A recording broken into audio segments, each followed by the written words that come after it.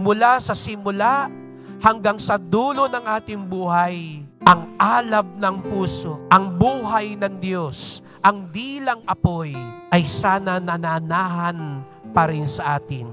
Itatago na ito. Hindi na kailangan ng apoy sa harap na ito, sapagkat dapat naglalagablab na ang mga puso natin. Tayo na ang apoy.